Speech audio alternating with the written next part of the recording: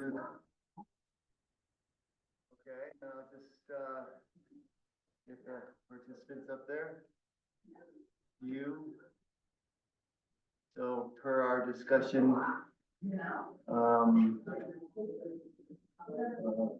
let's do this. I'll tie that. One moment. No, I don't want to do it that way.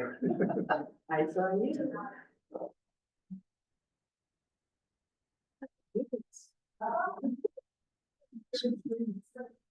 Yeah, this is what I want. Okay, so now we'll enable high floating meeting controls. Okay, so,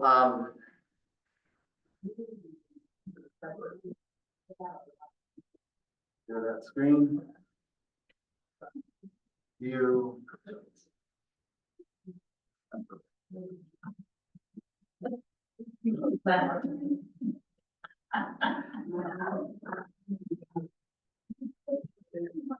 Here's this everybody. This. They didn't have this. No. Excuse me. Yes. Went for a red sweater. Next to the red sweater. That's a good question. I never wear red when I'm taking them out because I never did either. pay attention to people, like, so, and I want people to be able to see him really well. So I usually wear something dark when I'm feeling it. I don't know. I'm not sure I've ever worn red. Well, I was kind of flip when I asked. Or maybe if you wore red, you will keep for you, so you can see me. Sorry for this technical glitch here. One moment.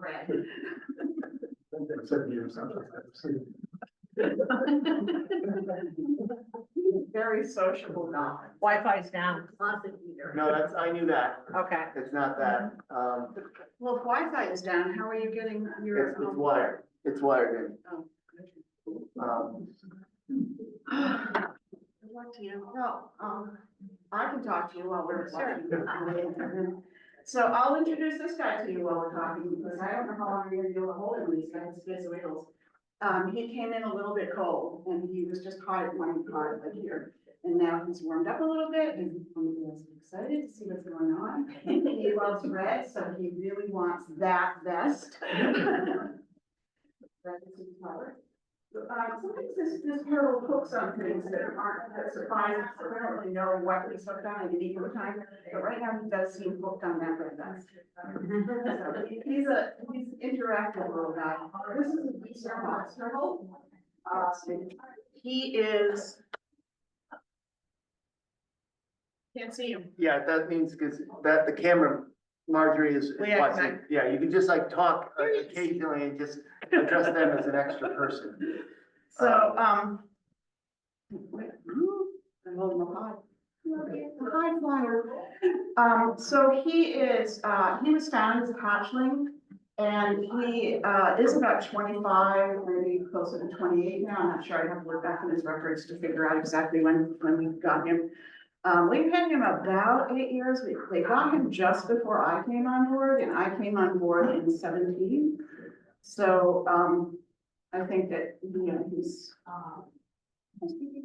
so he was found as a hatchling by a child a little guy, who brought him home and said, can I keep him? Which is so illegal, but they didn't know that, and so they did keep him.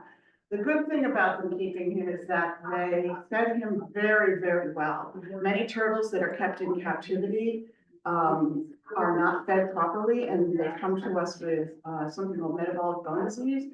We have a painted turtle at WildCare that has metabolic bone disease because of being fed and not getting the proper balance of calcium and other nutrients. And he was fed beautifully. He's got a really robust, strong, perfectly formed shell. So physically, he'd be fine to go outside, but a normal Eastern box turtle would hide in his shell in a group of people like this, or even one person. Like if one person picks him up, he hides in his shell. He's called a box turtle because under here, you don't like this very much. Under here, you can see that he's got like a seam. It's actually a hinge. You can see this will move back and forth. He says, cut that out. He hates that. And he would, if he was a normal turtle, he'd tuck himself in, front and back, and he'd close the door in the front, and he'd use abdominal muscles to close the door in the back, and he would be in there so tight that you wouldn't be able to slip a piece of paper in between the shell and the top shell and bottom shell. And he'd stay there until you left. And as a result, this type of turtle doesn't have very many predators as an adult. A coyote, if it's hungry enough and wants to work hard enough, a coyote would be able to get into the shell, but they have to work a long time. They have to break the shell to get to them. They can't pry it open. They actually have to break the shell. And they have to really want to do that. We've gotten turtles before that have had chewing on the corner of the shell because something like a fox or a coyote is trying to get to them and then gives up because they don't get in. They have to get it just right and they have to really work at it a while. And most of the time they don't bother. So we see chewed on shells, but we very rarely see an adult box turtle that gets or consumed or eaten by a predator. Their number one threat is cars. And what cars. So he wouldn't do this because he's a guy, but the females, males and female box turtles have a very, very small territory. It's like 150 yards at the most from where they hatch. That's kind of where they stay, this little teeny space. So like the size of a pool. And they don't want to leave that and they never do. And if you took this turtle or a box turtle and you put him outside, say 10, 15 miles away from where he hatched, he'll go home. Or he'll work really hard to go home. They don't do well being relocated. One of the things we're very careful about when we get these in the summer is we want to know exactly where the person found it. Not like sort of where the person found it, but like to the hole. We want to know exactly. Don't just tell us the road, tell us the landmarks on the road because we want to know exactly where you found this turtle. And so the female turtles will only leave that. The males never leave that territory. The females will leave that territory to lay their eggs. And they will cross roads to lay their eggs because evolution hasn't stopped them yet from doing that. And so, roads haven't been around long enough and turtles have been around for millions of years. There were turtles here when there were dinosaurs here. Not the specific breed of turtle, but there were turtles here when there were dinosaurs here. So he should hide. But when they get out and they cross the road, what they do is they get smushed because they're singly focused on getting to where they want to lay their eggs. And so we get a lot of turtles that have cracks in the shells in the summer. Most of the time, I'd say probably more than half of the time we can fix the shell. If they get clipped and they get a crack that goes up like this, we usually can fix that. Takes a long time. We'll have the turtle for a year or two, but we can fix that. There's a number of different ways to pull the two sides together, secure it and hold it until the bone grows back through. This is bone. This is skin on top of the bone, I should say. So most of the time we can do something about it. We have a much harder time if it actually makes a V and then the section of bone is cut off because that bone will die. We have a turtle, we have a terrapin in care right now who we've already had in care for 2 years. She's been with us for 2 years. She's gonna be with us a while longer. She did lose a piece of shell like this. And she can't go out like that because she's inside. She's not limited inside. She's fine. But that bone died and fell off. And so she has to grow new bone across the open wound. And she has a very thin layer right now across that wound. It's not enough to protect her from anything, but it's a sign that it is growing. So we will probably have her for another year while we wait for that to really firm up. And then we will be able to release her. So that's the number one reason we let these down. The other thing that sometimes hits them is really gross, disgusting thing called bot flies. If you found one of these that was out and didn't seem to be able to go into the shell, and you saw lumps around the side of it, it's fly larvae. It's gross, it's disgusting. And sometimes one of these will get covered with them. And we will have them for a little bit because we have to, soak, remove some, soak them some more, remove some, soak some more. So that's another reason we look at them, but most of them are cars. And this guy's a land turtle. He's not a water turtle. He actually doesn't know how to swim. He can keep himself in water over his head probably for a little bit. He probably can handle it. We've never tried that. We don't have water, so we never put him in over his head. But we do tell people this kind of turtle does not go in the water because some people think they're helping by putting the turtle back in the water. He doesn't mind it put in the water. You might find him standing in the water up to here. And he might be doing that to rid himself of parasites or to cool off. But it's not his natural habitat, he's a woods guy. He wants that very fast. Yes. So what is the proper food to feed them? So we wouldn't feed these guys, I mean, we do, but out in the wild, we wouldn't, there isn't anything we can put down and feed them, but what they do, they have a mixed diet, they're very much omnivores, they mix between vegetation and protein sources like insects. He might take like a beaver, maybe a small frog.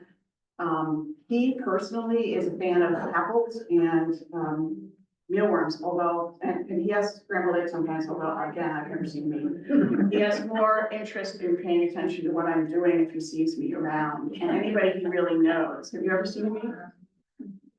No. I mean, you gotta be around him like a whole ton, like probably Jennifer seen me because she's around him enough for him to finally lose interest. I could be around for hours and he won't lose interest because he doesn't see me every day. And he does know me. He will come up to the glass at Wild Care if he hears me. So he knows my voice. And we've covered him before at night. Last summer I did the night shift and somebody like would cover him up and I would come in to do the night shift and he'd hear my voice. Next thing you know, you hear a shell going bang, bang against the glass. Or he's trying to find some little teeny crack between, we put a sheet over it. There was Scott where he could just put his eyeball and peek out. He's a very social guy. So we can't let him out because he doesn't know. He has no fear. He has no idea that there's a predator anywhere in the world. He just cannot fathom that somebody's lying. He's never known anything but love. Except for one event, and that is that when the child grew up, the family did not want the turtle. And they put the turtle outside and then in the off season, it was too cold. Somebody found him, brought him to us. We don't know who the original people are. They do, but they won't tell us because they know it was illegal. But they brought him in when they saw him outside. And so that's how we came to him. So he's very loved and that's the only thing we know. That's an endangered species. He's a threatened species, like a species of special concern, I think is what they call it now, threatened. So it is illegal to have him in your possession. If you found an injured one on the road or you found a hatchling and you decided to bring it in and hold it, that would be illegal. If somebody finds out about that, you're gonna get a hefty fine. If you find an injured one and you have it in your possession overnight, because you're gonna give it to us the next day, if you have an active plan going within 24 hours to find a place for it, you're fine. The state doesn't want to come down on people who are trying to help turtles. They want to come down on people who are trying to collect turtles or collect this type of turtle. So we think all wild turtles, it is legal to have a painted turtle. We don't think you should have a painted turtle because they're wild and they should be out in their social groups. This is not a social turtle. He doesn't want to know other turtles. But painted turtles are social turtles. And we have one at Wild Care who came in as a pet. It's sad that we can't release her because, she would love to have company. We don't have company for her. So, and it's just sad that somebody kept her as a pet. But it is legal to have a painted turtle. It's not at all endangered. It's not legal to have him. The ticks and Are you gonna put him on the floor to see how we? I thought about that, but I don't know what they've put on the floor. And so that's the biggest issue. I can set him down on a towel for you to see him walk about, but I don't want him to get exposed to a chemical that might hurt him. Not that being said, we put him on the floor for Wild Care all the time, so he's probably fine. But that's his house. That's where he lives. Yeah, they're not gonna. Well- Sorry. Come back here.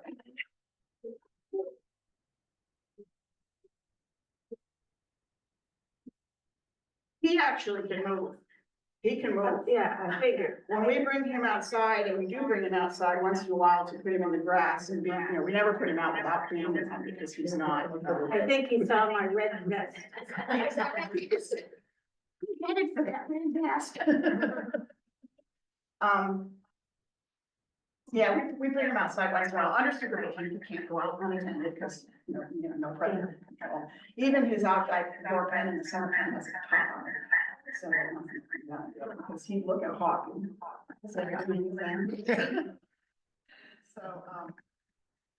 Have you ever seen him struggle out of someplace, like maybe he go into the kitchen kind of thing? It's not I- probably- No, he's actually very adept at that, and that's in his genes, he knows how to get out of things. We were paid one time to bring him to the Provincetown Art Association to do they had a group of teenagers who were studying drawing wildlife, and so, we brought him up there and we put him in this rounded pen, and the pen, well, it was like a dates put together, like a playpen, and the slats were about this far apart. And he goes up to the slats and he goes through like this, he hits a shell as you would expect him to, and that's what we wanted, that's why we had it there, so he wouldn't walk away. And he backed up and he looked up at me, twisted his head, he looked up at me, and then he did it again, and he walked into it again, and he, gently, but he walked in, he felt where it was on the shell, backed up, looked at me, realized he wasn't gonna get help, looked at that for maybe 20 seconds, that's a long time if you really watch a clock for 20 seconds, so like 15, 20 seconds, he's sitting there and he's looking at this thing. And then he does this.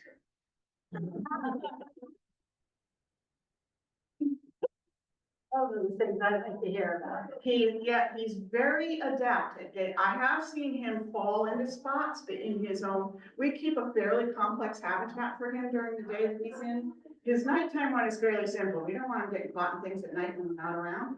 But his daytime one is fairly complex and has a lot of things for him to climb over and get into, and he's very adept. I've seen him tip over between this piece of wood that's kind of tall that he likes to get into. Actually, when he gets into it, it kind of pinches his shell. To get out, he's got to tip a little bit and then back up, and he can do that, and he does still go in there. I always think we shouldn't put that in there, but he does know how to get out, so he doesn't feel like there's nothing in there. He's pretty smart, as turtles go, and he's smart in his turtle way. He's not smart in a people way, but he's smart in a turtle way. And he is smart in that he recognizes voices. He knows certain people when he's been around them for a bit. I don't know if he recognizes faces or if he just loves anybody he sees. But I'm pretty sure he recognizes voices because I know that people he doesn't know can say something when he's covered and he doesn't bang the glass. But he almost always bangs in the glass if he hears somebody he knows. So I think he does. I'm not sure where you put that little remote. Yeah, well, actually, we're gonna do the keyboard, it's more direct, easy. Oh.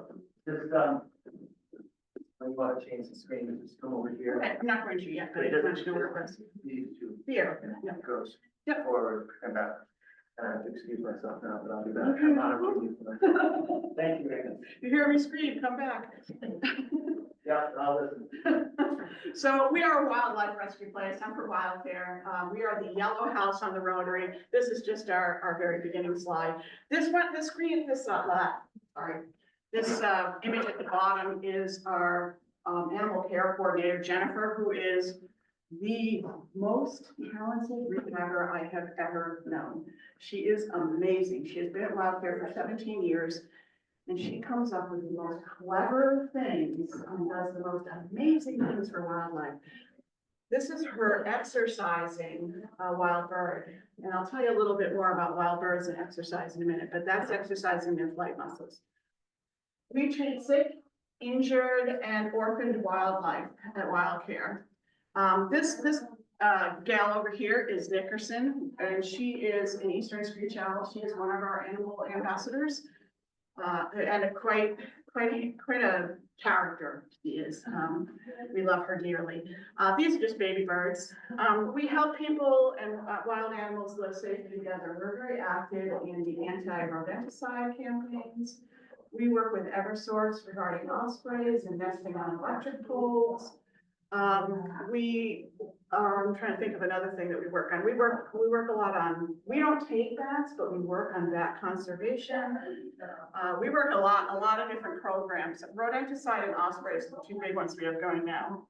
So we work to promote the care of the earth and conservation. This is a release of a loon, common loon. Sorry, not common loon, red throat loon. We have a helpline, 508-240-2255. That helpline takes messages round the clock, but we man that 7 days a week from 9 to 5. So there is somebody there who will answer it. If you happen to ever call that and you don't get through, yeah, we're aware of that. We're working on the problem. We sometimes get ourselves overly busy and we're starting a new position this summer, hoping that it will do better for the phone lines.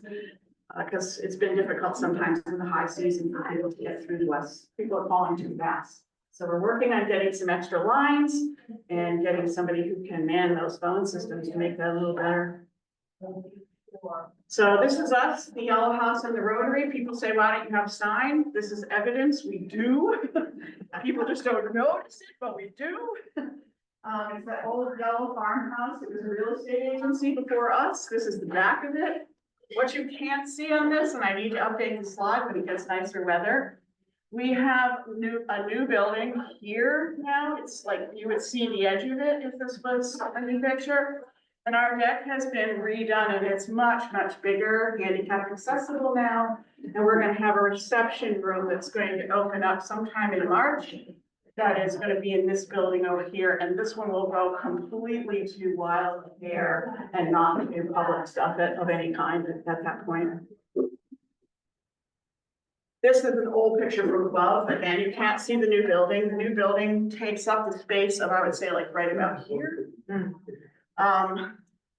Wanted to show the above because of this, and because sometimes people don't realize we have outbuildings. We actually have more outbuildings than you see here. We've got to get, somebody's got to do a new Google picture for us. We have several outbuildings along back here now. We have a new opossum shed over here. This building has been rebuilt. These two are still here. This right here is the biggest aviary of its type in the state. And we call it an elliptical to distinguish it from other buildings that we just put birds in that are getting ready to be, songbirds that are getting, their babies. And when they get up to be fledglings and ready to go, we put them in these buildings. What you might not know about migratory birds is that they have to learn to stop. They also have to learn that the first time you spray a baby bird in the water, so they get used to being sprayed, they look at you like you're nuts because they haven't had that experience since they haven't been in the nest. They need to learn weather, they need to learn wind, and they need to learn the stars to migrate. And they need to get their outside orientation. So they go into those we call aviaries. This we tend to call the elliptical because of its shape. But here's what it looks like on the inside. And I think you can't see the picture. Oh, you can a little bit. This is what its footprint looks like on the inside. It's got this big round pen. There's no closure over here. It goes all the way around. Goes all the way around. And then there's a pen here and 2 pens here. And yeah, the airlock. I mean, we always call it the airlock. It's not an airlock, obviously. It's a double door. Every place where we put animals is double door. So when you go through the door, you don't let something out by mistake. You go through the door, you shut it behind you, and then you go through the main door.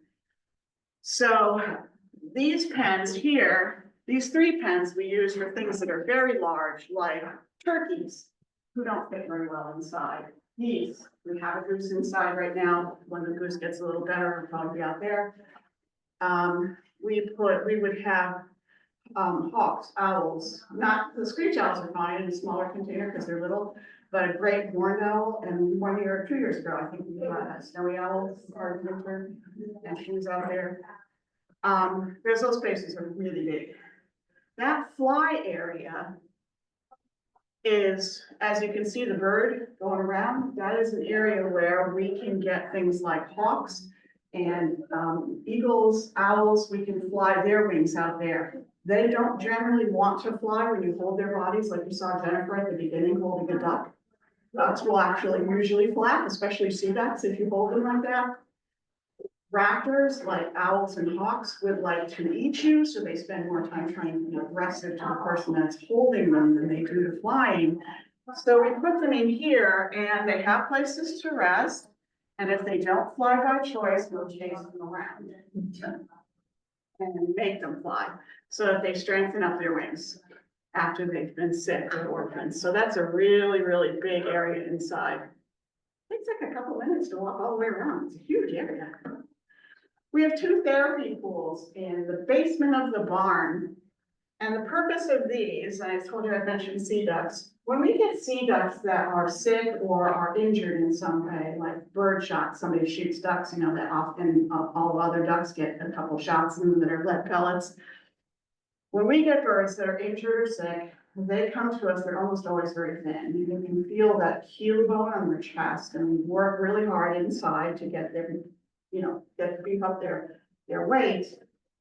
But while they're thin, they're usually not waterproof. Their body isn't producing the oil they need to waterproof their feathers. There's a gland at the base of their back that they reach around to get the oil out of and then free through their feathers. And so until that oil is intact throughout the feathers, they will not be waterproof, but they will be stressed if they're not in water. And at least for some part of the day, we don't have them in there all the time. We certainly want them to rest, but this pool right here can be heated for birds that are not waterproof, so that we can let them relax and rest in the water, bounce around in the water without getting cold when they're not waterproof. The one behind it can't be heated, but it has a robust current. It has an adjustable current, actually. And that is for the birds that we want to get those leg muscles going again. We need them to get their strength back, and they have to exercise to do that. We can fly them by holding them, but they still have to exercise those legs. And if they're just hanging out in the heated pool, we'll move them over to the other pool when they get their waterproofing. And in that pool, we'll put the current on lightly to start with. And if they don't want to get pushed up against the other side, they've got to use their feet to fight the current. We will test them to a fairly good strength current before we release them, depending on their natural habitat. Like a mallard duck doesn't need a super current. Ducky does. Ducky is a pelagic bird that lives out at sea. It needs to be able to handle pretty strong winds. So we can put a pretty hefty current in there to test other birds and to help them get their strength back. What animals come to us and why? Orphaned, sick, injured. We get about 2,000 animals a year. We used to get about 500. That's why we're having trouble with the phones, because we used to be a smaller organization, and we have ballooned through our director's wonderful outreach. We have ballooned to an organization that a lot of people know about, and the phone rings virtually constantly on a summer day.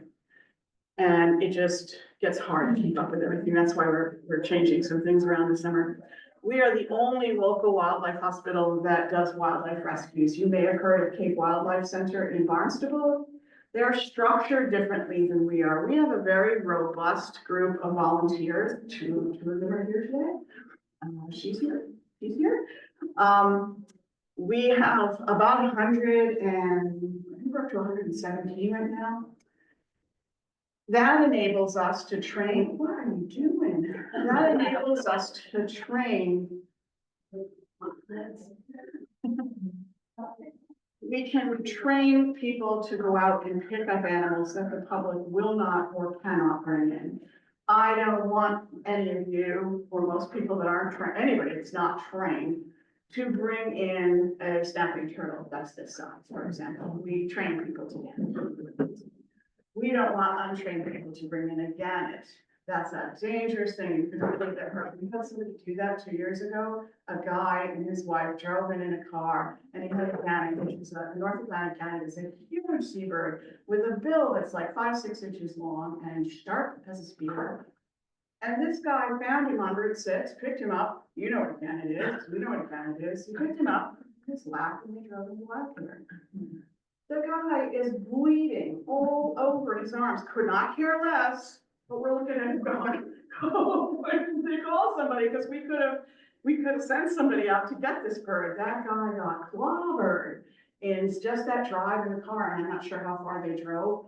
But we don't really want the public picking up that kind of bird, so we have a lot of volunteers. I want to say we have about 40 of our people that are trained to go out and pick up animals. And then, of course, sometimes we hit places where someone can't get the animal in. I'm on my way to work, I see such and such, or Provincetown, where a lot of people are in cars.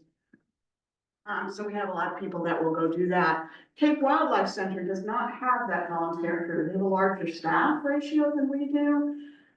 They are able to take rabies vector species, which are like fox, skunks, coyotes. Not that we really have a rabies problem on the Cape, because it's very rare to see rabies on the Cape. But the state law requires that everybody at the facility is vaccinated for rabies if you work with them. We can't afford to vaccinate 8 staff and 100 some odd volunteers, because rabies vaccines are, they run about $1,000 a pop.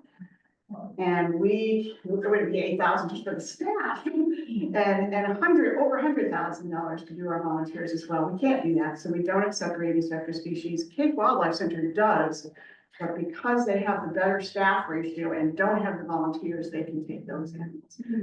Because we're structured differently, we work in concert with them. If they start getting really, really full, and we know we have volunteers to help, and they don't, they'll send baby birds down to us. If we have a surgical issue with an animal, we usually send it to them because they have a vet on staff. We have 2 volunteer vets, but we don't have anybody on staff. If the surgery is imminently urgent, it needs to be done immediately, we usually will transport the animal to them for their vet to do surgical procedures. We have a baby bird program. As I mentioned, they'll often send baby birds to us. We see, it says well over 500 baby birds a year. Yep, we do. We get a lot of baby birds. We're actually pretty well known for baby birds. People sometimes transport baby birds to us from off Cape, especially ducklings. We have, right now, you probably have heard about avian flu. Avian flu is a moving target, so I can only give you information for what I have today, and by tomorrow things could change. But as of today, songbirds in this area are not contracting avian flu. And so we're still okay with our baby bird program. We don't exactly know what we're gonna do if songbirds start contracting avian flu, but they don't right now. And we're hoping it stays that way, because we do run a huge program. These are the things to do. Baby birds, if you find one, call us, and we'll often ask you to send us a picture. If we know how old the baby bird is, a lot of people call about fledglings, and they're perfectly fine. They look vulnerable, they are vulnerable, but they're also, it's a natural stage of birds, and we leave them be. A non-feathered bird is a different deal. No feathers on the bird at all, we're gonna take it. We want the birds back with mom if we can, so if we know where the nest is of a non-feathered bird or just a nestling, we know where the nest is, we can often get mom to come to a basket nearby. If we can get a basket nearby, if we can't get the bird right back in the nest. So we have some strategies for sometimes rehoming them, but most baby birds actually do end up coming to us except for the fledglings. You're gonna have the same direction for anything that you find, and that is to, any baby that you find, and that is to put it in a box that is warm, not hot, but warm, like a bottle of hot water from your tap is fine. Pop on the box, cloth, paper towel, whatever is fine, no fringe on things though, because little feet get caught in fringe things. And then leave it alone and call us, and we'll tell you what to do next. Resist the urge to peek, because wild animals are stressed by us. We hate that, but they are. Baby duck. These are precocial birds, and fortunately for us, mothers will take anybody's babies. So if we can find a mama that has the same kind of ducks, we can scoop the baby in on the back. Most of these that we get come from storm drains.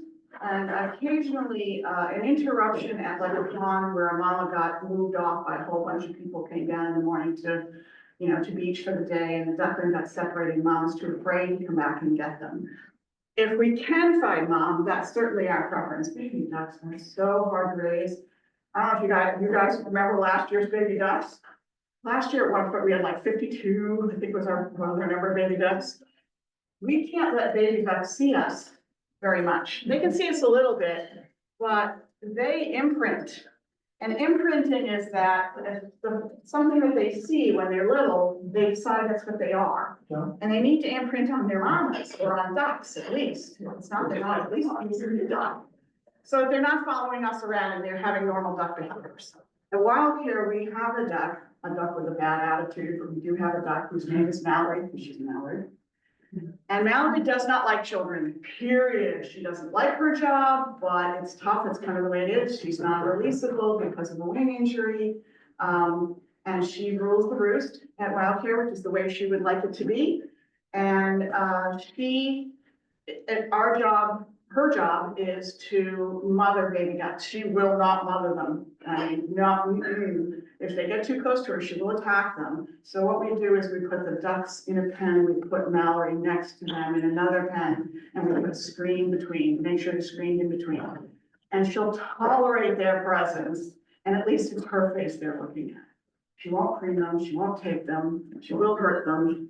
Doesn't want anything to do with ducks, but that's her job anyway, so she's gotta buck up and do it. She's an independent lady.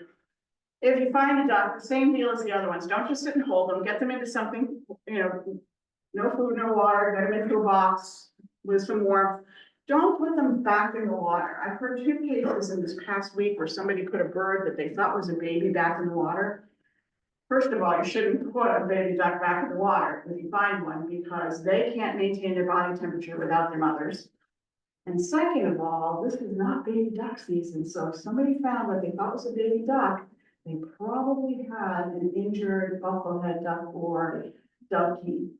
They probably had something tiny and not a baby, but one of the tiny species that doesn't belong there anyways, and therefore we know it's in distress. Well, I've heard about it twice this week where somebody said, oh, my friend found it, and I'm like, oh, dang, because we know that bird needed to come to us. Not baby duck season, but don't put it back in the water. We get a lot of orphan squirrels. I think ours, it says 150 for 2019, but I think we go well over 150 now.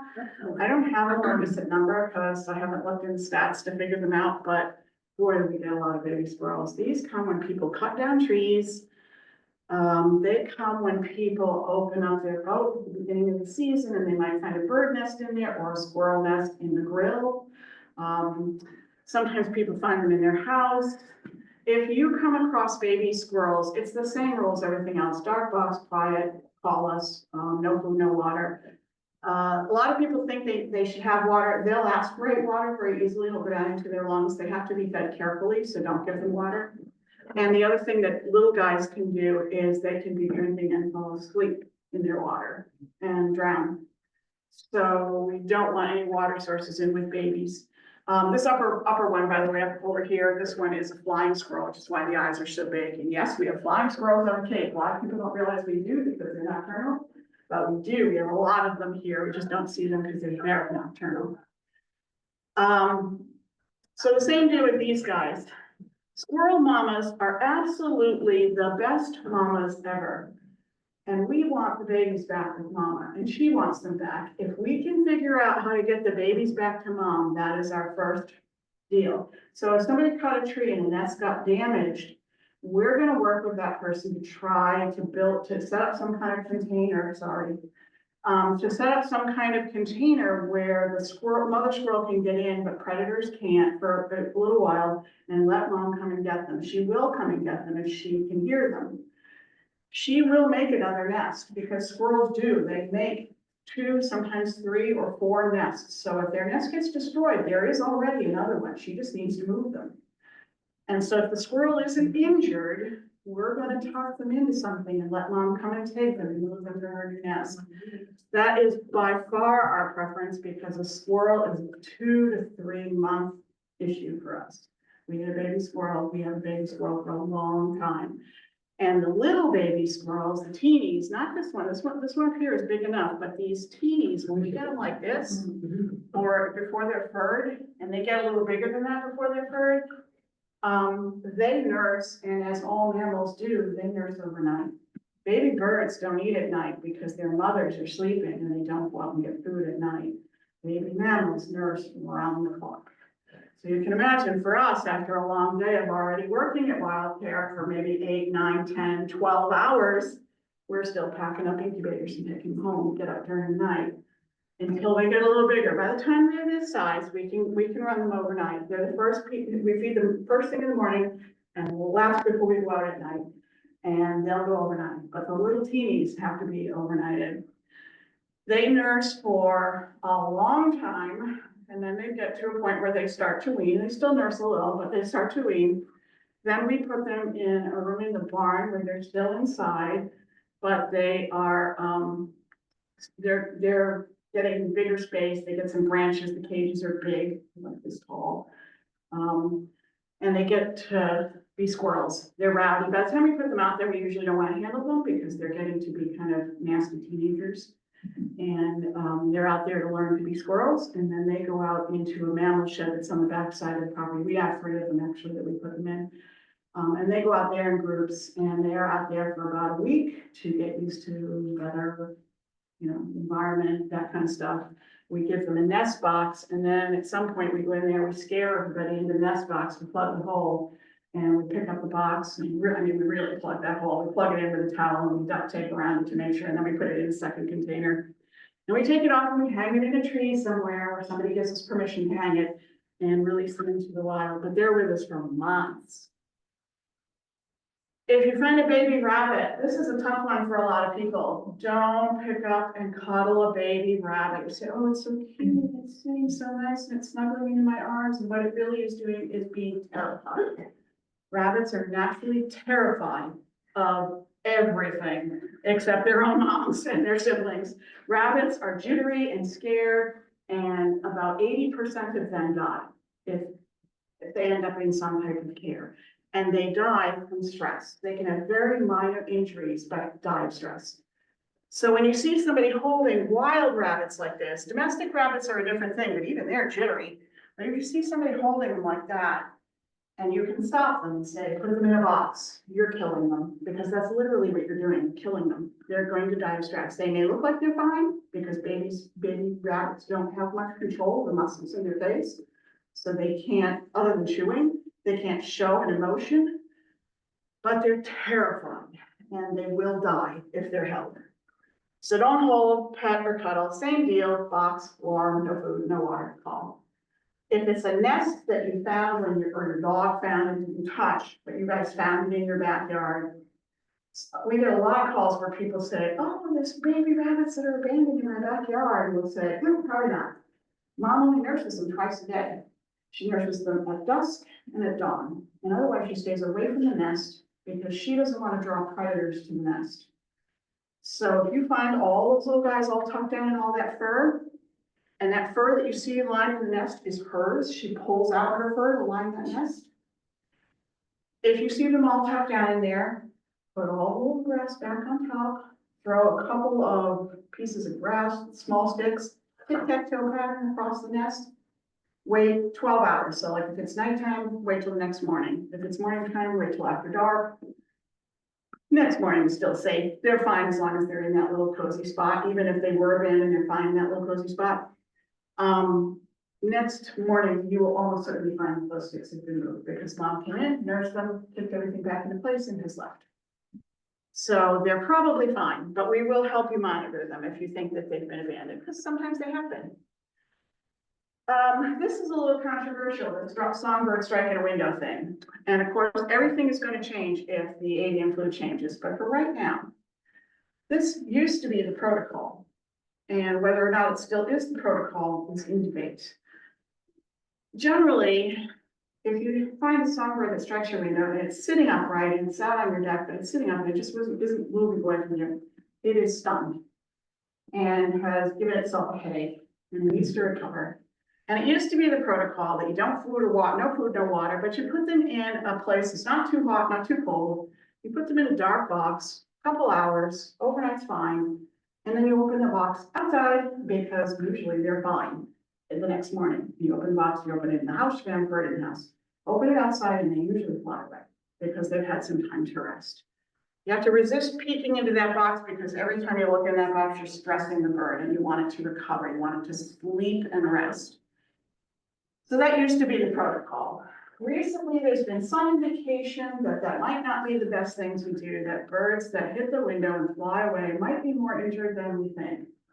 The science on this is not fully in, so we are kind of like, yeah, when we get somebody who calls us about a window strike, we're kind of like, okay, well, they're advising, the big folks above us are advising that we take in all birds that have hit windows that you can catch. If they fly away, they're fine.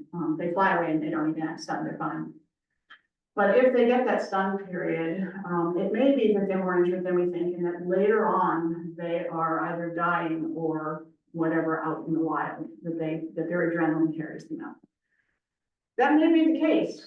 The science is just not really conclusive on that yet, so right now we are taking them. If we have a bird that has hit a window, we do take them. If you can't reach anybody, this is still fine as far as we're concerned for probably 90% of the birds that hit your window that get stung. Sometimes they get stung and, the next morning they're not flying out of the box there, but they're still alive. Those we definitely need to see. What we do is we put them in oxygen and we know they have a head injury. They recover sometimes they do not. There's nothing more we can do other than to give them oxygen and give them time to recuperate. So that's not fully clear at the moment, but baby opossums, little baby opossums. If they're smaller than 8 inches and you see them out by themselves, they need to come to us. They have probably fallen off of a mom. We get them from two ways. We get them most often. We get the little bit bigger ones that are maybe like 6 inches because they're hanging on mom's back at that point. I'm sure you've seen pictures of opossums hanging on their mom's back, and she's got 13 of them because that's the standard number of litter of baby opossums is 13. So there's 13 of them hanging on her back, and a dog comes along or a predator comes along or somebody comes along and scares her and she bolts, and 2 or 3 fall off the back. And she doesn't know because she went down. So she doesn't know. She just knows she's still has babies on her, but she doesn't know to come back. She's too afraid to come back anyways. It wouldn't be safe for the other babies. So the babies that got left behind are on their own and they're not ready to be on their own yet. They don't know how to self-feed. They don't know how to protect themselves. So those are possums that we will take and we will keep them safe and feed them and finish them off until they're old enough to take care of themselves. The other way that we get possums is when somebody hits the mother with a car and the possums are in the pouch because they're marsupials. So baby possums are the size of a dime or a bee. And they climb up the mother and into the pouch and they swallow, for lack of a better word, they sort of absorb the nipple and they stay there. You should not attempt to remove a baby opossum from the nipple. It's a very slow, difficult process. We take the mother. If you're bold and brave and you have a towel in your thing, you can pour blocks and you can pick up mom and bring mom if she's injured or dead and bring her to us. We will extract the babies if they're that little, and we'll try. If they're like like this, they're not viable. They're not going to survive, and we will euthanize them because they just won't make it. So we won't make them suffer and starve to death slowly.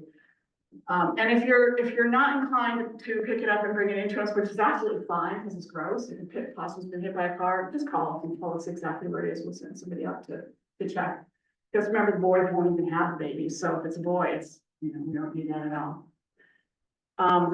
Opossums do not generally carry rabies. A lot of people used to think they do. They don't. They've got a too cold of a body temperature to support rabies. They can carry rabies because any mammal can, but it's extraordinarily rare. I think in all of recorded history, there's been maybe 80 cases of rabies in opossums over the entire world. So it's very, very rare. You don't really need to worry about rabies in the opossum. The turtles, we take them. This is Senor here, Senor Gar. This is a diamondback terrapin. That is a brackish water turtle. It's an endangered species as well. We do keep those.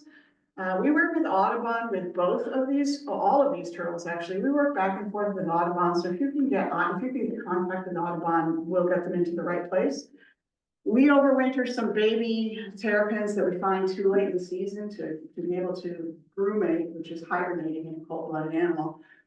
So we actually do have right now 2 littles that came in too late to be able to go down and do that hibernation thing.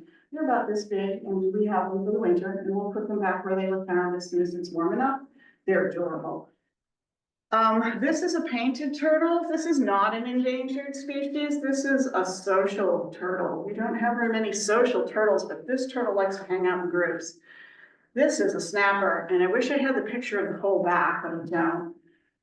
No, don't mess with a snapper. Snappers are inherently more aggressive than any other turtle. Well, he isn't, but the box turtles are just as likely to bite you, but he can only reach his head back to like his leg. So if you're holding him back here, he can't bite, not that he's ever been, it's sticking right in the face, he's not gonna bite.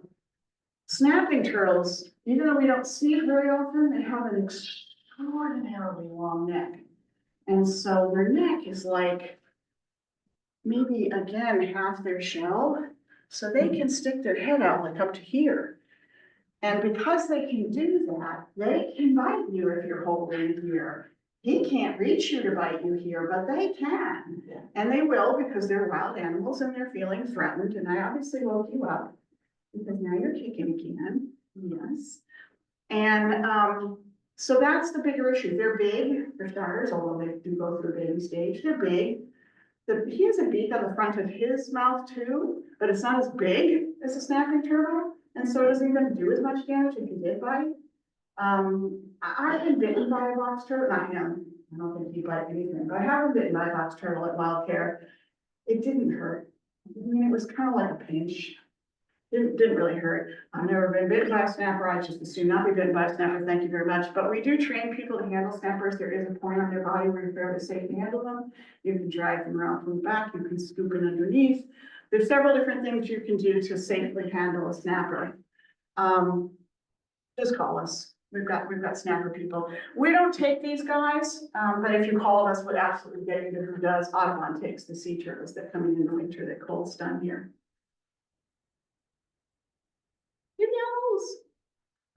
Don't hold them, as adorable as they are. If you find them on the forest floor, don't pick them up because they can pack a big bite even when they're pretty little. And owls have two manners of defense, depending on what type of owl they are, but all owls have two manners of defense and use them in different ratios. First of all, they have a beak that has a hook on the end so that they can tear at their prey. And if they bite you, as far as they're concerned, they have to tear to deter you from hurting them. So they bite and pull.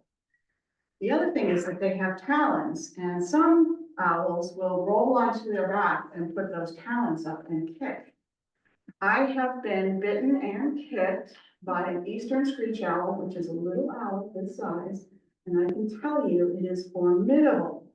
Both of them went to the bone on my fingers, and that wasn't even a full-size owl. Both of those strikes went. They're really vicious, strong. Not vicious necessarily by temperament, but they are strong and they are dangerous.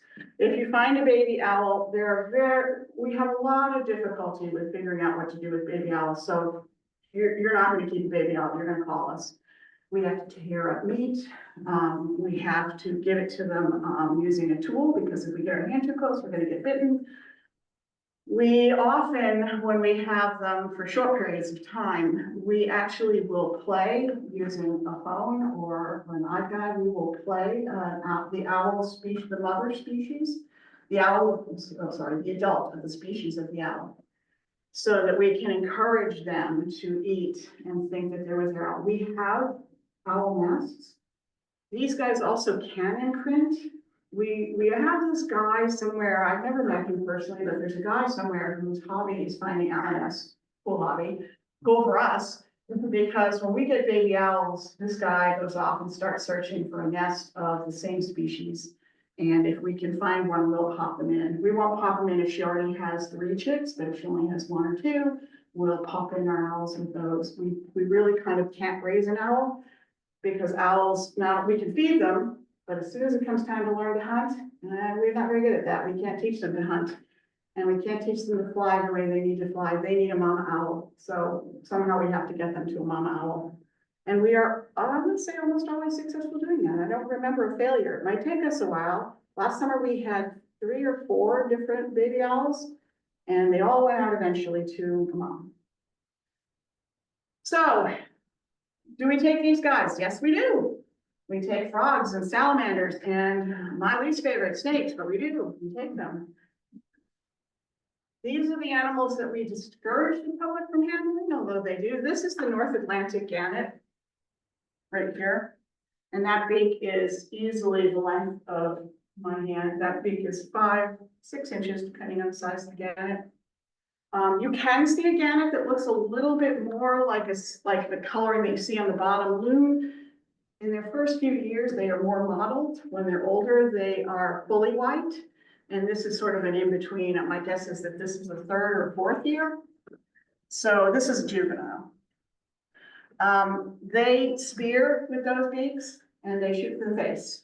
So do these guys, shoot in the face, because that's how they protect themselves. Gulls, they have beaks and they bite. I've been bitten by a gull. It's not that big of a deal, but it bleeds. It's, we don't want you to do that. Cormorant, I heard, can pack a really big bite. I've never had that experience, but I've heard that their bite has more of a tear to it that the owls do, that they bite and pull, and that would be a bigger thing. Seagulls just bite and then they release. So I don't know, I haven't had that experience. The loon, how's the loon population doing? Because I've seen them on occasion up toward Maine, but not around here. Right at this given moment, I do not know how the loons are doing. As I said, the avian flu is running rampant again. You probably heard about it. We have had, we're on a run of about 60%, 60 to 70% positive in seabirds coming in, seabirds, ducks, geese, turkeys. I don't think any turkeys have come in. The avian flu is decimating the populations, and whether it gets, most of these birds flock. So if it hits into a flock, it can take out, 1,000 a pop. And right at the moment, I haven't seen as many loons this year as we often do, but I don't know if it's because they are elsewhere or it's because they have been, I think it's too new in the avian flu to know what the cause is, I haven't heard about anybody finding a mass die-off of loons, but I haven't seen very many. The other animal that we often get here is a brant goose, which looks like a Canadian goose with a short neck or shorter neck. And they're a little smaller. Where I live in Truro, brant geese used to be at the Bayside in the hundreds, and I have seen only a couple this year. It's very unusual, but I haven't heard about a big brant geese die-off. The big die-off in Plymouth was Canadian geese, not brants. So again, I don't know whether it's because of the avian flu or if it's just because of, a fluke year or climate change and they've gone elsewhere. I don't know yet. So I don't know right now how that population is doing. Yeah, sorry about that. These guys have beaks and they use their feet. Hawks will use their feet. I haven't had the experience. Have you ever rescued one of these guys? No, have you? No, I haven't had the experience. I got called out last year for one and I was like, I said to Jennifer, well, you're huge and our wings are not huge. How do you get in there? She goes, oh, they kind of fold themselves up. I was like, okay. But then it was gone by the time I got there, so I didn't get the experience. So I don't know about those guys. I just know that they're not, I am very trained and very experienced and I'm a little intimidated by those guys because I don't have that experience yet. I've never been successful catching a turkey. I have been called out 6 or 7 times. When we get a call to turkey, we have to give it some serious thought because the reality is we usually don't catch them until they are so sick that they are going to come in for euthanasia because they're not moving at all. Turkeys, for some reason, are really, really hard. They run very well, so if they can't fly, they peel around and they can do this like zigzag thing. And they can also fly. And they can't fly super well, but they can fly well enough to get up into a tree and out of your reach. So they're extraordinarily difficult to catch. Most of the seabirds just kind of sit down. They aren't really all that good on their feet when they're sick. These guys seem to be fine on their feet until they're near death. I'm sorry you can't see the last one. That's just a regular red-tailed hawk. This little one down at the bottom is a kestrel. I got a call one time for a mourning dove in a chimney that had fallen into the fireplace. And this is what they said, mourning dove. And so I went out getting ready for a mourning dove. Oh, I said, there's a mourning dove. It's an easy little catch. You could just pick up a mourning dove if it's stuck in there. It's no problem at all. There wasn't a mourning dove. As soon as I got there and I opened up the fireplace, I saw front-facing eyes and I knew that I was not looking at a mourning dove because only the predators have those front-facing eyes. But I couldn't imagine what I was looking at because it was so little. And it was a kestrel and it was a handful, but I did get out of there. Little teeny hawk. I have not personally dealt with an eagle. Right at the moment, there are a lot of restrictions on who can deal with and handle eagles. And we don't have very many here anyway, so I don't have any experiences with eagles, although we did have one come through 3 years ago, I think. We can't keep them right at the moment. The state has some very limited places, so if we got one, we have to hand it off. And these are guys we don't take, but you can call to any of these, and we can get you to the right people. IFAW takes all the marine mammals. They also, IFAW occasionally helps me go through Audubon. If you find one of those really big sea turtles, you call Audubon, and Audubon will often call IFAW because they have the equipment, so they'll come out and help for the really big animals. This breaks our heart, but the Cape Environmental Police hold deer, and we have no control over what happens with deer. Cape Wildlife Center handles all of these guys, and Audubon handles the sea turtles. I hear him talking. In the last maybe 15 minutes, he's been talking. Yeah. So when he's talking, he whistles. I'll never get this on camera, sorry.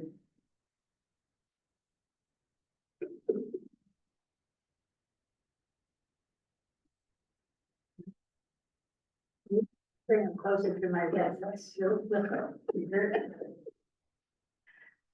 might not be able to hear it, guys can't always hear it, it's a higher pitch, you know, in here, higher pitch. He has no vocal cords, so he can only go through his nose, are you hearing it? No.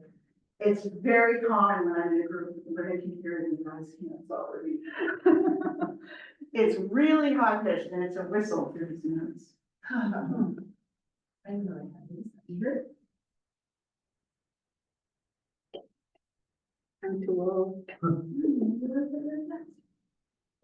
Yeah, I heard it.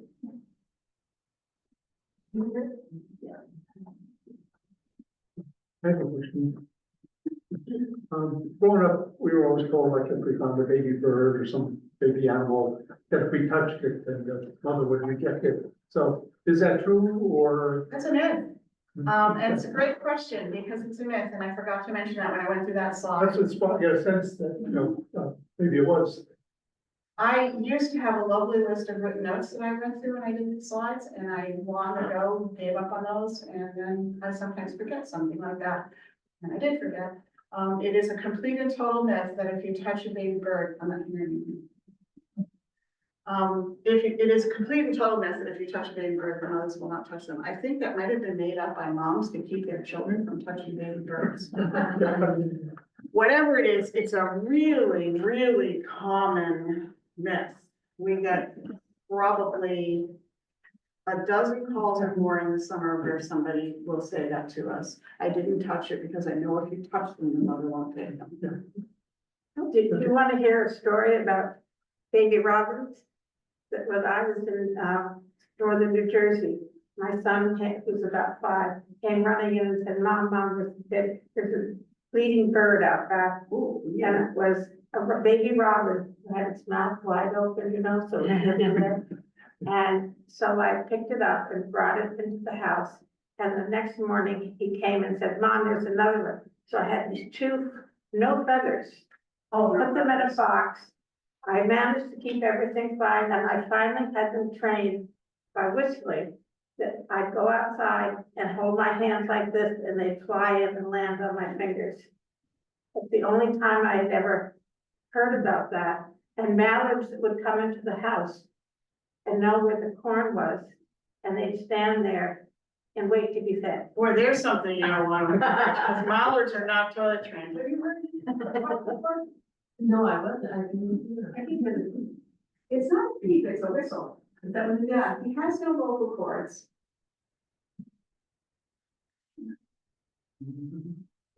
Yes, he has no vocal cords, so all he can do is whistle across the membranes of his nose.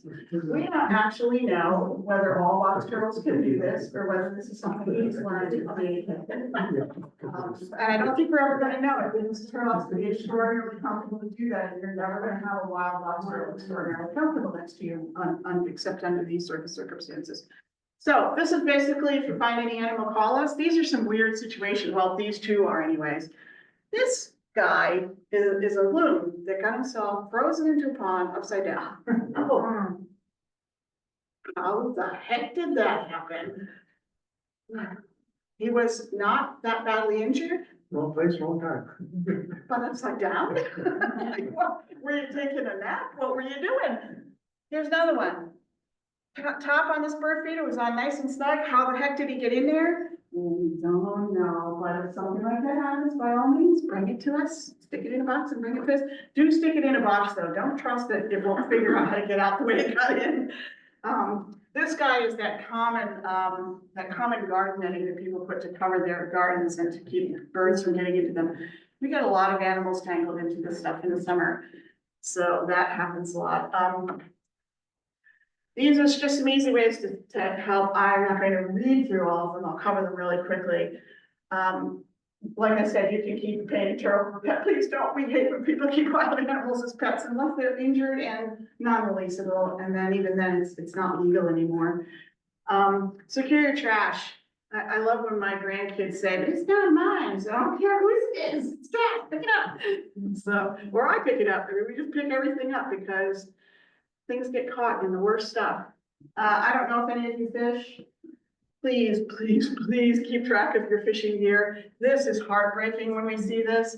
And in a very heartbreaking story, a couple of summers ago, actually, I think 3 or 4 summers ago now, we got a call about 2 northern gannets who were caught on a fishing lure, one of those long lures that have multiple hooks on them. And when I got out there, what they were caught on, one bird had it on this foot and the other bird had it caught through his other foot. They were back to back. And each of them thought the other one was attacking them, so each of them was attacking the other.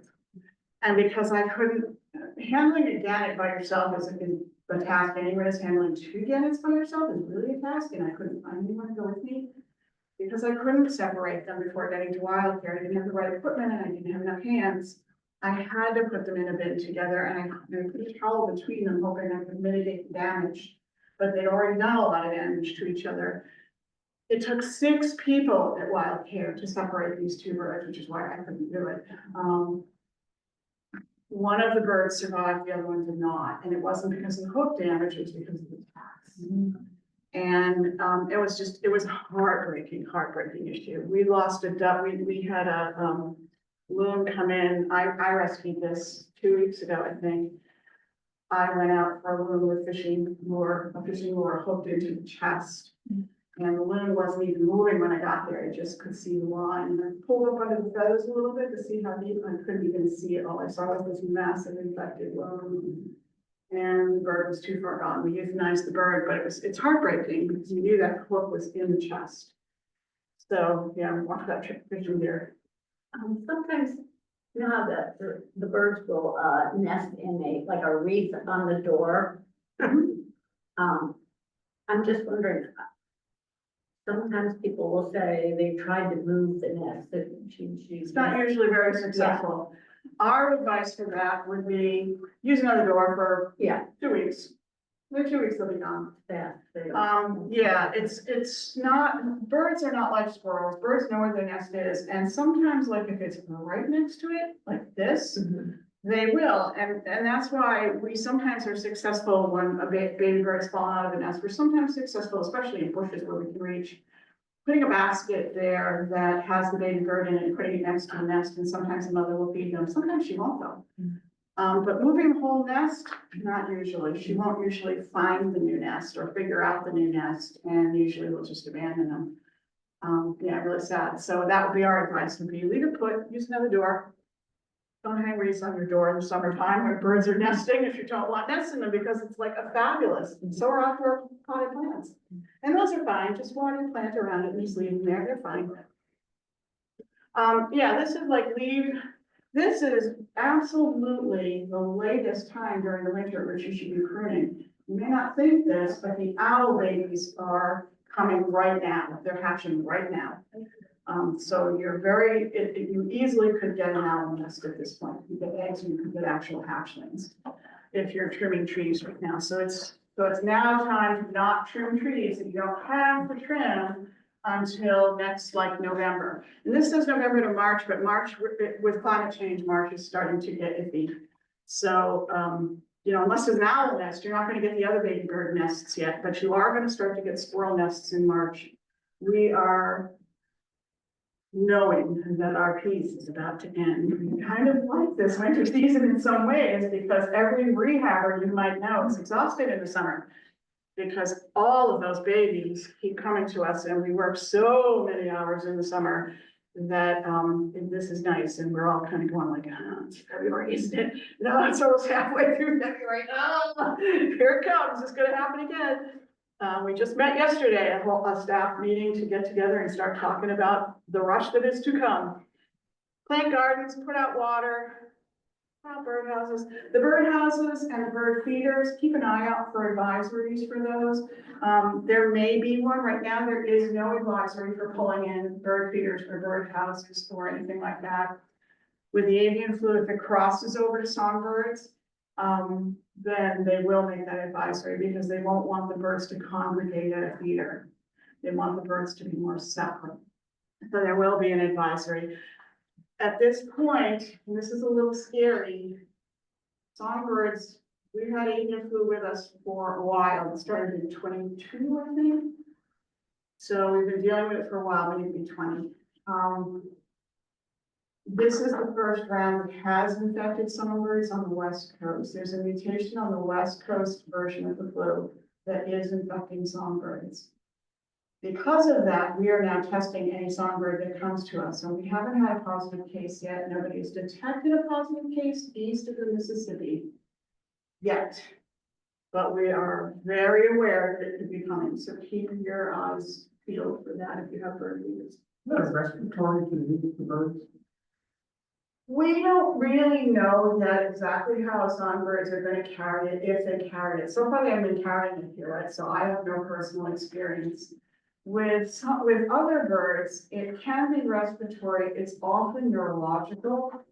So we have all kinds of like moving advisories. We watch for advisories that come in our email daily about what to do and who might have it and who might not. In general, don't touch the seabird, because right now it's seabirds, ducks, geese. We've seen it in turkeys, we've seen it in the raptors. Especially if you have chickens at home. Do any of you have chickens? No? Okay. I would be worried if I had chickens. I have a neighbor with chickens and she doesn't seem all that worried. I would be worried. My chickens would be living inside until this really dies down. And it will die down, it does. We've seen it surge. This is the third surge we've seen. And for us right now, it looks like the same as the other surges for us so far.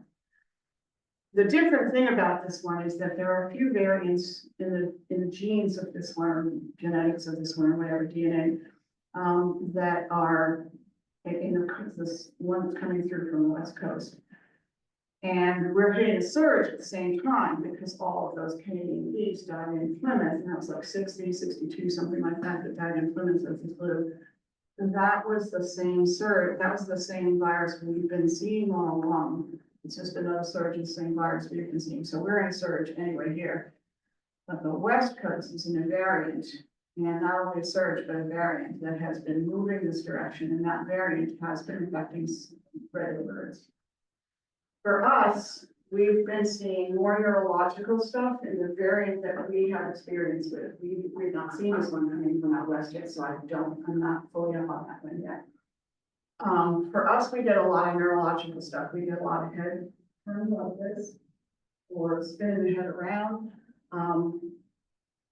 When birds are neurological, they twist their head around a lot. I'll say sometimes you see them walking funny, but that isn't even really true because usually they're not walking. Usually they're sitting down and they're twisting their head around like this.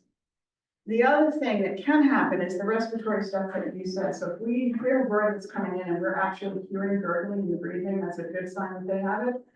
But there are others that don't get respiratory symptoms, that just get the neurological symptoms. So it can have either or both presentations. Glue traps. Oh, don't use them, because you might catch a little rodent, but if you don't go out and get that little rodent, first of all, it's inhumane to the little rodent to kill it that way, because it doesn't kill it, it just sticks it. And then an owl sees it and comes down to get it, or another animal comes down to get it, and they get stuck. And peeling a bird off of a glue trap is a traumatic experience for the peeler and the bird. It's a horrible experience. The bird is incredibly distressed. The feathers get damaged and then you can't release them until they grow new feathers. It's just a horrible, horrible mess. So don't use glue traps. This is even worse. And right now, decon, it has moved to another thing, which I'll talk about in a minute. But the what they call second generation and first generation rodenticides are anticoagulants, and they cause the animal to bleed to death. That's bad enough that you're doing that to the mice and the rodents. Even if you don't like rodents, it's still a horrible way to die. But they become an easy meal for a raptor, and a raptor has no idea what is going on. And so if the raptor gets 4 or 5 of those, now we've got a raptor that comes in with blood in its mouth, blood in its eyes, and an agonizing death. Your best shot for mouse control and rodent control is your raptor population. And I know this because I had mice come into my car, and I put a mat around my car. It's an electrical thing called a grid guard. If you want to know about it, you've got a grid guard. Goes around my car, and it occasionally kills bugs. Doesn't kill mice, it just deters them, it doesn't kill them. But it does kill little things like crickets and stuff. And I have been attracting raptors who have been coming in and picking those bugs off of the mat. And since I have had the raptors coming in and picking the bugs off the mat, I haven't had problems with them in the house, with any mice in the house, because the raptors are out there and they're my best defense, my best line of defense. The reason our raptor population is suffering is largely due to anticoagulant rodenticides. It's the #1 killer for them. There are a lot of efforts being made to make these illegal. And they're working. Decon got the message, stop using them, and now uses something called cholecalciferol. Cholecalciferol is vitamin D, and it's a huge dosage of vitamin D. And vitamin D, cholecalciferol, in an overdose causes the kidneys to block up with sort of a calcium type, a sticky kind of residue, and they stop working and they die that way. We don't know yet, because they haven't been out long enough. Cholecalciferol has been out maybe a year and a half. We don't know yet what the effect is going to be on the birds who eat these mice. We do know it kills dogs. We know absolutely that if the dogs get into that bait, that it will kill them. And so there have been some people who have been saying, don't use the decon now, because if somebody's pet dog gets into it, they're dead. And it doesn't matter if you touch the dog when they're sick. The chances that the dog will survive it are very, very slim, because there's no cure, no treatment, no nothing. The dog might survive if it got a low enough dose, but it probably won't, and you're gonna watch, or they're gonna watch their dog die. And it's appealing to dogs for some reason, so there have been a lot of dog deaths. We don't know yet what it's doing to the raptor population. There's just not enough science out there, enough data out there for us to figure it out. It's difficult to test for in a bird. So unless you autopsy every bird that dies, you don't know what it died from. And we'd have to autopsy down and check out the kidneys on birds, and nobody has the time to do that right now with every bird that you find dead. So the science is just not there yet. There's some watches on it. There are some places that are working on it, but there's not enough for a scientific conclusion yet. Our feeling is just don't use it because we don't know what it does yet. But anyway, a few more ways. Don't feed bread. It's so common for us to throw old bread out the door for birds. That's actually really bad for birds. A once in a rare while treat of bread, no big deal. Not hard.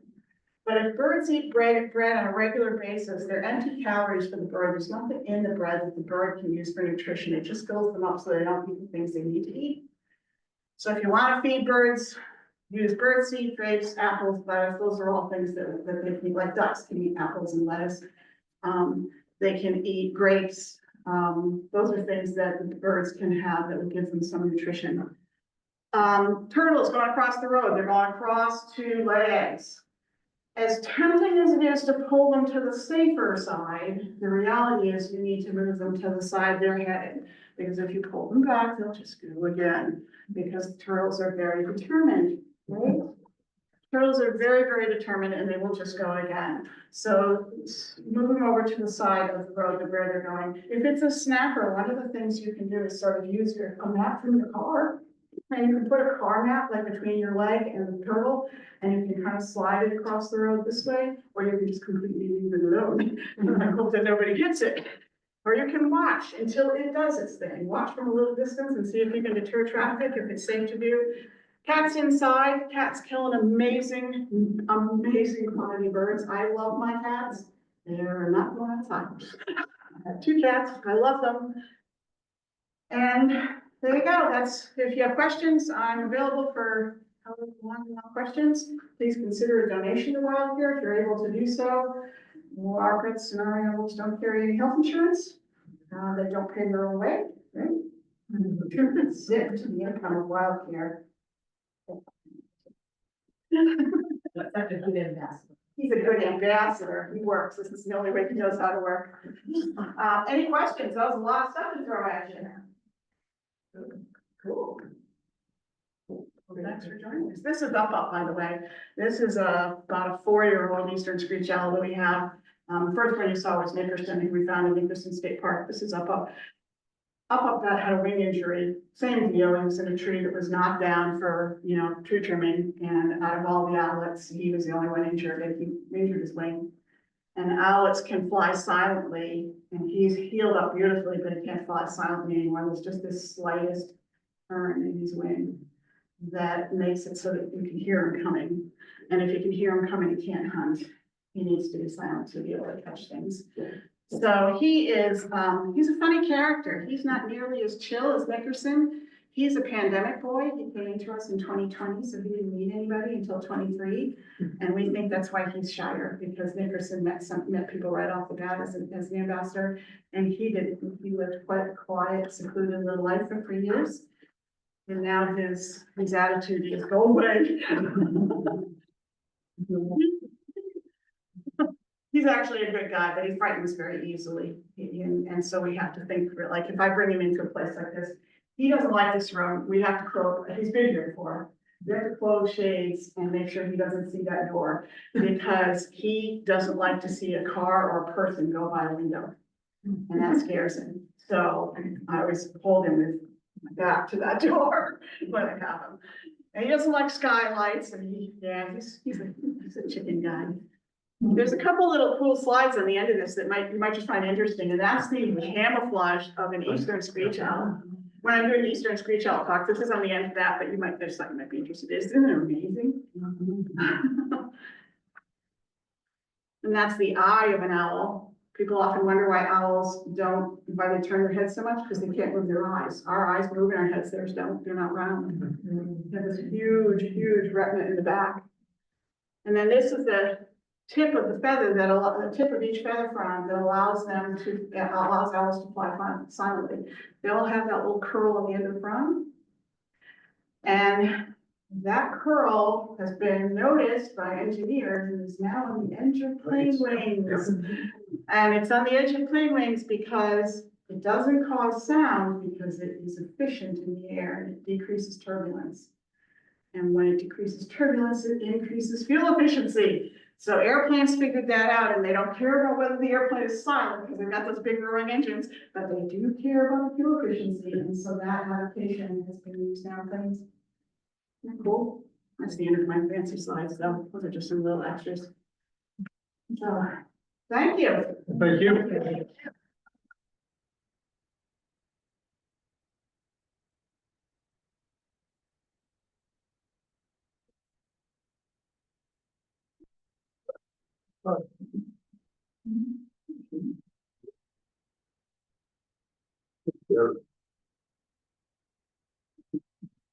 Keep the peasant, He does sometimes. He has It's not too uncommon, but it's really uncommon. I would say that maybe every 3 or 4 times I think, I haven't seen it, but I appreciate that.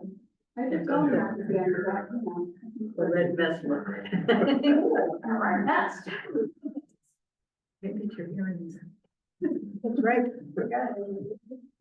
Well, sparkly things are also cool. You have a sparkle on your watch. Well, yeah, maybe it's. Yeah, reflections. And if we put a phone in front of him and we flip it so he sees his own image of that. Oh, yeah. But, yeah, he's Do you use mirrors like with animals to like have, Not for him. not what for, He's not a social guy, so he doesn't want to have anything to do with Yeah. birds, because he'll just attack me. Yes, we do use mirrors a lot with birds. Yeah, In but- fact, our very bad attitude Mallory has mirrors and she thinks she has a ton of friends. We have 4 level mirrors set around the place so she can walk up and talk to her friends. All of her silent friends, but they're great friends. you ever had a package, Yeah, good little yeah. mirror? And even, And we always use the mirror if we have a singleton, a bird that's a singleton, Yeah. you know, that comes in as a baby bird, we'll use mirrors on them too, because they need enough pallets. We don't use them with squirrels. We put squirrels in groups and then we can't put a squirrel in a group when you should put a stuffed animal. They don't seem to respond to mirrors, but birds. do. So we can. All the silent birds that exist in wild here. I have to ask Jennifer a question, and then I'm going to send you an email. I have a question about it. Yes, okay. I'm going to ask Jennifer a question first. Yeah, I only have your dates through Saturday, Yeah, and I, Saturday's the last one I have for a little it bit. is, okay, yeah, I'm having a minor but procedure tomorrow, and I'll be out of commission through the weekend, so, You did this. yeah, so maybe let me know. Is anybody else? And I have Charles and Marcia. No. Nobody's had any talks. No. We've got the first 2. The weather and the snow. I think we can come up with somebody else to do it. And Marcia, Okay. we want to rehab her. Because I think I'm gonna send him, but I want to get her permission first. Okay, And we can't send him without a written license first. At this point, because of the way the state is. okay, Our educational ambassadors. Yeah. And that's why you're the one that's. got- okay, okay, Yeah, 'cause you got the license. okay, well, you can let me know, yeah. I this will. evening or whatever. I just have to hear back from Jen, and she's off today and tomorrow. Do you know when, how soon it? Oh, it's, April. Oh, no, Yeah, no, no. oh, okay. I'll email her. Just to have, you know. Thank you very much. I enjoyed that. Yeah, I'm glad. learned a lot. Somebody mentioned today they saw a lot of dead birds along the. You know, Ocean. yeah. Milwaukee. It's, I don't know the answer to that question, and nobody really does know unless we collect them. It's actually fairly common to have bird die off this time of year anyways because of the winter storms. Right. So they could just be natural die off, they could be bird flu. Nobody knows. And the state doesn't have control. Yeah. So, they've been picking.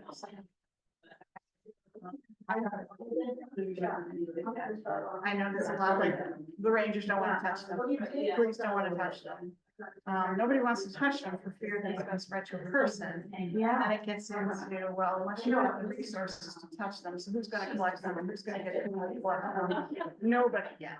Essentially the answer. The state Oh, right. is not collecting them. Yeah. I think there are through the state, some collections happening at some specific sites, like they'll go to one beach as a sample. And they'll collect things, and they'll go maybe to this beach and see if there's anything uncollected, but they're not collecting all of these. They are taking reports if you find 5. Oh.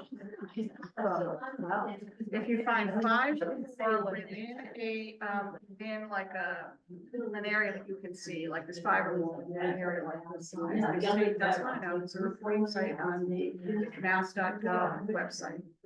For that, if you look up reporting, dead birds. you'll So I'm see. gonna end the Zoom. Emily, do you have any other, information? or questions? Hi, how are you? Good, how are you? Okay. Good, thank you. I saw one. Nice program, thank you. Thank you. I'm gonna close it down.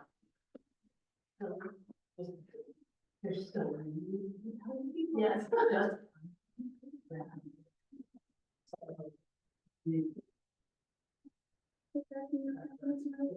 I don't